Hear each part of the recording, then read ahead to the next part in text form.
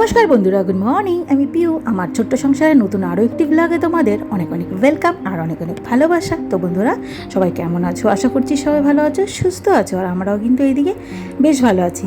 আর যদিও দুদিন থেকে একটু গরম পড়েছে, কিন্তু কিছু করার নেই, তবুও চলছে জীবন।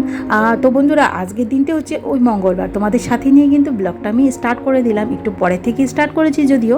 তো যাই হোক, আর বাইরে দেখতে পাচ্ছ কি পরিমাণে খাখা রোদ উঠেছে, মানে কি বলবো, দুদিন থেকে যে কি গরম পড়েছে, মানে সহ্য করা যাচ্ছে না। মানে আমার তো স্কিন রীতিমতো পুরো পুড়ে যাচ্ছে, বাইরে তো বেরোতেই পারছি না, ঘরে থেকেই পুড়ে যাচ্ছে, বাইরে আর কি বেরোবো। তো যাই হোক, অনেক কথা বললাম সকাল সকাল।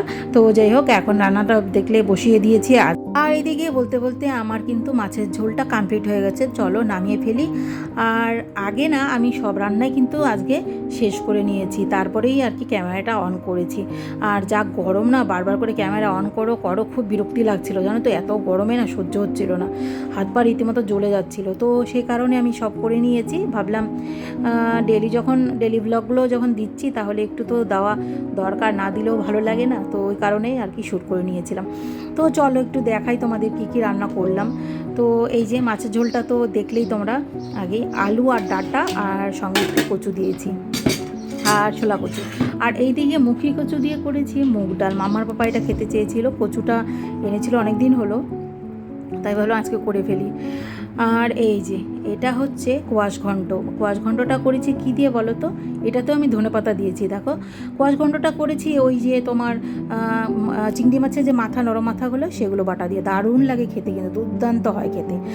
আর জানো তো, মাছের ঝোলটা আগেই বলেছি, ইদানিং আমার মাছটা খেতে তেমন একটা ভালো লাগছিল না, কিন্তু মামার বাবা দেখেছি এই সপ্তাহে মাছের সঙ্গে দেখি ধনেপাতাও নিয়ে এসছে। তো ঝোলটা রবিবারেও দারুণ হয়েছিল। তো আজকের ঝোলটাও না খুব ভালো হয়েছিল, জানো তো। তারপরে কিন্তু কিছুটা টাইম একটু ফ্যানের নিচে বসে তারপরে আমি জামা কাপড়গুলো ধুয়ে এই যে দেখো বাইরে চলে এসেছি। এখন জামা কাপড়গুলো তো একটু রোদে দিতে হবে। আর জানো তো, একবারে আজকে কাজ করতে পারছি না, কিছুটা টাইম বসছি, হাওয়া খাচ্ছি, তারপরে কারণ শরীর একদম সাথ দিচ্ছে না, জানো তো, এরকম একটা ব্যাপার। তো যাই হোক, চলো ঝটপট করে মেলে দিই জামা কাপড়গুলো, একটা রোদ উঠে যাবে নয়তো এক্ষুনি। আর এই দিকে দেখতে পাচ্ছ, কম্বলটা কিন্তু আজকেও দিয়েছি রোদে, ইভেন কালকেও দেবো। কেন বলো তো? কারণ ওই যে কয়দিন ভেজা ভেজা ছিল, সে কারণবশত একটু ভেজা ভেজা গন্ধ রয়েছে। তো ওই কারণে আর কি আরও দুদিন যদি এরকম ফাঁকা রোদটা পায় না, কম্বলটা পুরো শুকিয়ে যাবে, ইভেন গন্ধটাও কিন্তু সরে যাবে। তো ওই কারণবশত ভাবছি কালকেও দেবো, এটা বললামই তোমাদের। তো যাই হোক, এই যে দেখো কত জামা কাপড় ধুয়েছি বন্ধুরা। গরমে ভালোও লাগে না ধুতে, আর উপায়ও নেই। আর এই যে দেখতে পাচ্ছ, নাইটিটা কিন্তু ননস্টপ এরকম করে টেনে যাচ্ছে। কেন বলো তো? একদম ঘামে না শরীরের সঙ্গে সেটে যাচ্ছে, যেহেতু একটু পাতলা নাইটিটা, সেহেতু বিরক্তি লেগে যায়, জানো তো।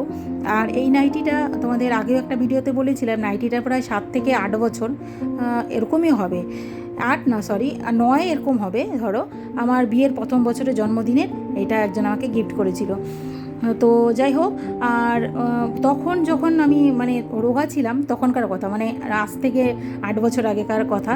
তখন তো একদমই রোগা ছিলাম, তখন না নাইটিটা দেখলে মনে হতো কি সেলাই করে পরতে হবে। তো যাই হোক, আর এখন দেখো এত মোটা হয়ে গেছি আমি, তো এখন আমার নাইটিটাই ফিট হচ্ছে না, মানে এত টাইট হচ্ছে যে নিজেরই বিরক্ত হয়। তো কিছু করার নেই, যে আগেও বলেছিলাম, কাকে দেবো, কে নিবে বলো? তো যাই হোক, ওই জন্য কে নিবে না নিবে তার থেকে আমি কয়দিন বাড়িতে পরবো, ছিঁড়ে যাবে, ফেলে দিব। তো যাই হোক, আর এইদিকে তারপর দেখো বলতে বলতে কিন্তু জামা কাপড়গুলো ঝটপট করে আমি মেলে দিয়ে ক্লিপ করে দিলাম। আর এইদিকে আবার দেখি সুন্দর একটা হাওয়া হচ্ছে, এই হাওয়াতেও শুকিয়ে যাবে, আর বেশিক্ষণ লাগবে না, কারণ এত রোদ না, কিছুক্ষণের মধ্যে শুকিয়ে যাবে। চলো বন্ধুরা, এখন ঘরে চলে যাব, ঘরটা গুছিয়ে নেব। আর এই যে চুড়িদারটা, এই চুড়িদারগুলো অনলাইন থেকে কিনেছিলাম, মিশো থেকে। আগে যখন স্কুলে যেতাম মামা কিনে, তখন এগুলো ফিট হয়ে যেত, এখন তো এগুলো সম্ভবই না। এরকম অনেক চুড়িদার আমার ছিল, আমি না এখন কোলবালিশ বানিয়ে ফেলেছি। কি করব বলো, কাকে দেবো, কে নিবে না নিবে, তো সেটা বড় কথা। আর তার উপরে এখন দেখছি যে কাউকে দিলে না কেউ নিতে চায় না। ভালোই চুড়িদারগুলো, জানো তো, কিন্তু কিছু করার নেই। ওই যে বললাম, কে নিবে না নিবে, কাকে দিব, কার মন খারাপ হবে, থাক, তার চাইতে আমি ভাবছি যে কোলবালিশই বানিয়ে ফেলি। তো ওই একটা ছোট্ট মতন কোলবালিশ দেখতে পাও তোমরা সবসময়, সেটা আমার কিন্তু দুনিয়ার কাপড় জামায় ভর্তি, সেটা দিয়েই বানিয়েছি।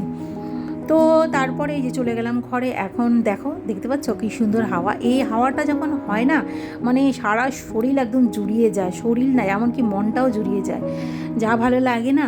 আমার জানলা দিয়েও এত সুরসুরিয়ে হাওয়া হয়, মানে তখন কি বলো তো, তখন ফ্যানের হাওয়াটা না তুচ্ছ মনে হয়, বাইরের হাওয়াটা যখন আসে আর কি, ঢোকে আর কি ঘরে। তো বন্ধুরা চলো, এখন ঘরে আমি ঘরের কিছুটা কাজ রয়েছে আর কি, ঘরের বিছানাটা গুছাইনি এক, তো সেটা এখন ভালো করে গুছিয়ে নেব, চলো। আর এই যে তারপরে চলে এসেছি আমি ঘরে। আর চলো এখন আগে জানলাগুলো খুলে দেওয়া যাক বন্ধুরা, একটু হাওয়াটা হচ্ছে না বাইরে, সেই হাওয়াগুলো একটু ঘরে ঢুকুক, আর গরম হাওয়াটা ঘরে সেটা বেরিয়ে যাক। তো তারপরে আস্তে আস্তে এখন আমি না বিছানাগুলো গুছিয়ে নেব।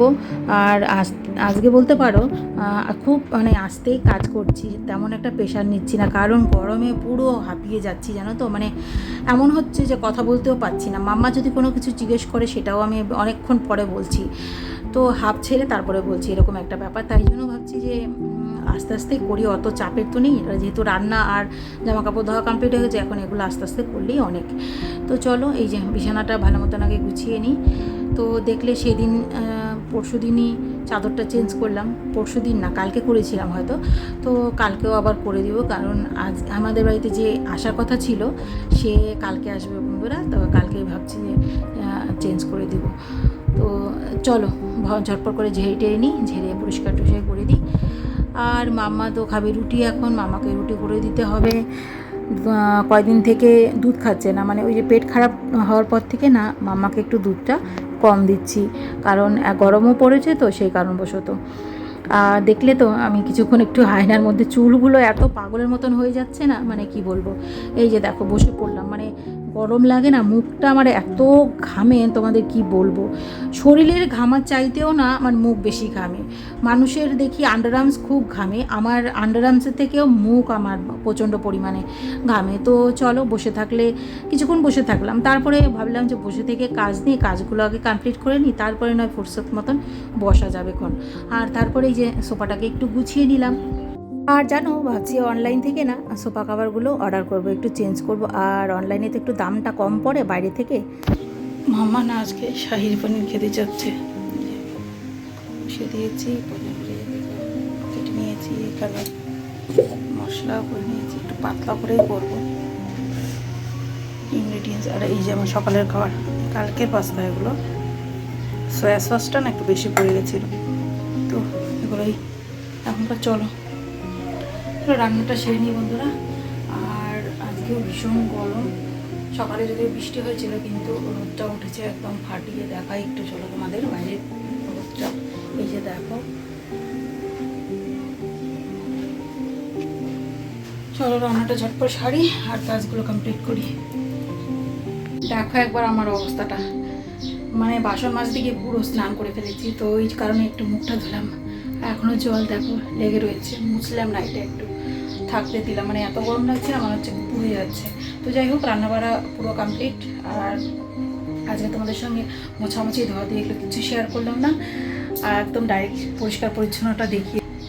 এই যে দেখো পরিষ্কার করে নিয়েছি পুরো, দেখো মনে হচ্ছে না কুয়াশা এরকম, মনে হয় এত রোদের তাপ দেখো তাহলে।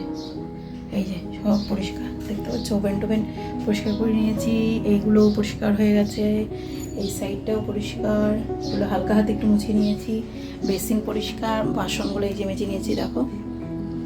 আর এই যে তরকারি, এই যে মাম্মার তরকারিটা করলাম যে এখন, এই যে দেখো, মানে চাইলো তো, বললো মা শাহির পনিরটা করে দাও, আজকে শাহির পনির খেতে ইচ্ছা হচ্ছে, সেই কারণে ওই শাহির পনিরের মতনই করলাম, কিন্তু মশলাপাতি অনেকটাই কম দিলাম, কারণ পেটটা মানে একটার পর একটা লেগেই আছে। ওই জ্বর গেল 3-4 দিন আগে, 2 দিন আবার পায়খানা হলো, তাই ভাবলাম যে হালকা করেই করে দিই, তো ওই আর কি। তো চলো একবারে স্নান দান সেরে তোমাদের সঙ্গে কথা বলবো। এখন আর কোনো মানে ভালো লাগছে না, এখন একটু ফ্যানের তলায় বসবো, কাজ রয়েছে অনেক, বন্ধুরা নোংরা ফেলতে যাবো, এমনকি ঘর ঝাড়ু দেওয়া, ঘর মুছে, এগুলো সব রয়েছে, এগুলো তোমাদের সঙ্গে আজকে শেয়ার করেন। আর মানে আমার পরিস্থিতি নাই, আমার পুরো গরম লাগছে, ভালোও লাগছে না। চলো একবারে স্নান দান সেরে নিয়ে তারপরে হচ্ছে তোমাদের সঙ্গে যা শেয়ার করার মতন শেয়ার করবে, ঠিক আছে বন্ধুরা। এই গরমে সবাই কেমন আছো? আজকে কিন্তু মানে মারাত্মক লেভেলের গরম, সেই গরম লাগছে জানো তো, দেখো অবস্থাটা। আর প্রচণ্ড খিদা পেয়ে গেছে আমার নিজে, জানো তো। সকালে ওই দেখেছিলে যে পাস্তাটা না খেতে হাফ খেয়েছিলাম, হাফ খেয়েছিলাম, খেতে একদম ভালো লাগছিল না এত গরমের মধ্যে না। তার উপরে কালকে সেটা সেই জন্য না আরও খেতে ইচ্ছা হচ্ছিলো না, জানো তো। মানে ভেতর থেকে না একদম উল্টে আসছিলো। তবু একটু খেলাম, জল খেলাম। আর এখন না থাকতে পারছি না খিদাতে, জানো তো। প্রচণ্ড খিদা পেয়ে গেছে। এই জন্য স্নান করে এসে পুজোটা দিয়ে ভাতটা বসিয়ে দিয়েছি। আর চলো দেখাই, দেখেছো এই যে ভাতটা, চালটা আর কি ভিজিয়ে রেখেছি। জানোই তোমরা সবাই যে, দেখো কথাও বলতে পারছি না, এত মানে গরমে হাঁপিয়ে যাচ্ছি। আর দেখো তেলের মতন চকচক করে পড়ছে ঘাম। আমার যে গরমের দিন কী অবস্থা হয় মানে আমি জানি, সেটা গরম লাগে, এত গরম লাগে আমার, মারাত্মক গরম। এমনিও এখন একটু গরম বেশি পড়ে, আর আগাগোড়াই আমার গরমটা একটু বেশি। তো কিছু করার নেই, আমরা হচ্ছে মধ্যবিত্ত ফ্যামিলির, তো এসি টেসি আমাদের চলবে না, আমাদের ফ্যানটাই হচ্ছে একমাত্র সম্বল। তো চলো বন্ধুরা, আর কিছু তোমাদের সঙ্গে শেয়ার করছি না। ভাত হলে পরে মামাকেও দিয়ে দিব, আর আমিও খেয়ে নিব। তো চলো এখন গিয়ে ফ্যানের তলায় বসবো, এত গরম লাগছে মানে তার বলার মতো না। তো তো বন্ধুরা, এই গরমে সবাই সুস্থ থেকো আর সাবধানে থেকো, ভালো থেকো। নেক্সট ব্লগে আবার তোমাদের সঙ্গে দেখা হচ্ছে। টাটা।